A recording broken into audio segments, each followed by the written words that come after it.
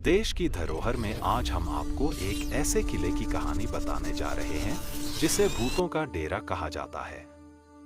खास बात है कि इस वीरान किले में दीवारें तो हैं, लेकिन छत नहीं है। अंधेरे के बाद कोई यहां नहीं रुकता है। नमस्कार दोस्तों, स्वागत है आपका हमारे हिस्टोरिकल मिस्टीरियस चैनल पर। वीडियो में आगे बढ़ने से पहले अगर आप हमारे चैनल पर पहली बार आए हैं तो चैनल को सब्सक्राइब करना मत भूलिए। तो चलते हैं भानगढ़ किले की। और क्या है इसका इतिहास, क्यों है ये इतना डरावना। जयपुर से 118 किलोमीटर दूर बनी है भानगढ़ नगरी और उसका किला। यह देश की सबसे भूतिया कही जाने वाली जगहों में से एक है। 17वीं शताब्दी में इस किले का निर्माण आमेर के मुगल सेनापति मानसिंह के छोटे भाई राजा माधो सिंह ने करवाया था, मगर अब यह जगह वीरान है। किले के परिसर में हवेलियों, मंदिरों और सुनसान बाजारों के अवशेष खंडहर के रूप में खड़े हैं। शाम को सूर्यास्त के बाद कोई भी व्यक्ति यहां नहीं जाता है। कहते हैं कि यहां अंधेरे में पैरानॉर्मल एक्टिविटीज होती हैं। इसके बावजूद पर्यटक इस खूबसूरत किले को देखने के लिए पहुंचते हैं। श्राप का असर, गिर जाती है छत। किले की सबसे अजीब चीज जिसे देखकर आप हैरान हो जाएंगे वह है कि यहां बने किसी भी घर की छत नहीं है।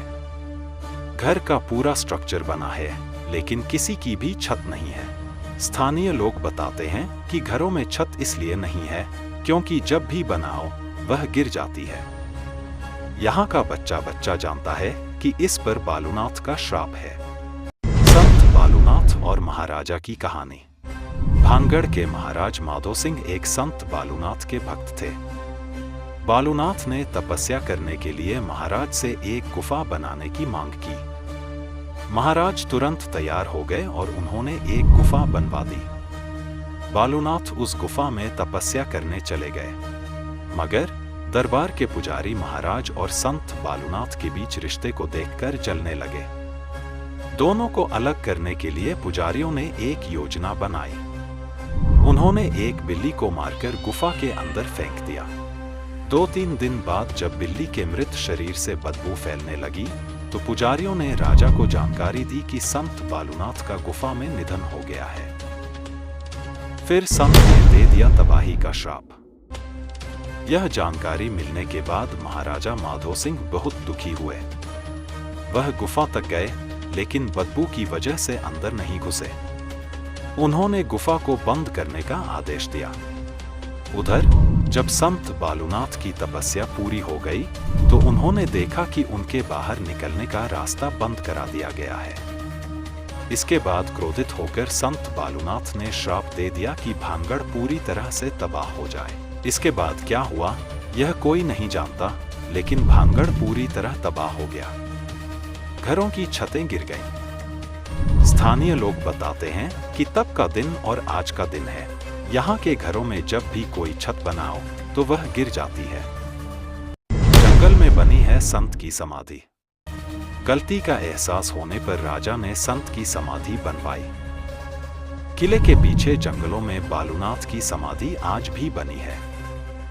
इतिहासकार इस नाम के संत के होने की पुष्टि नहीं करते हैं। बालकनाथ नाम के संत होने की बात इतिहासकार मानते हैं। राजकुमारी रत्नावती और तांत्रिक। अब आपको किले से जुड़ी एक और कहानी सुनाते हैं। ये कहानी है राजकुमारी रत्नावती की, जो यहाँ काफी प्रचलित है। कहते हैं कि रत्नावती इतनी सुंदर थी कि उसकी चर्चा पूरे राजपूताना में होती थी और हर राजकुमार उसकी सुंदरता पर मोहित था।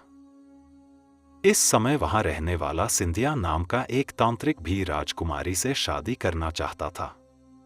उसने राजकुमारी को हासिल करने के लिए एक तेल बनाया जिसे छूने के बाद रत्नावती उस तांत्रिक के पास खिंची चली आती।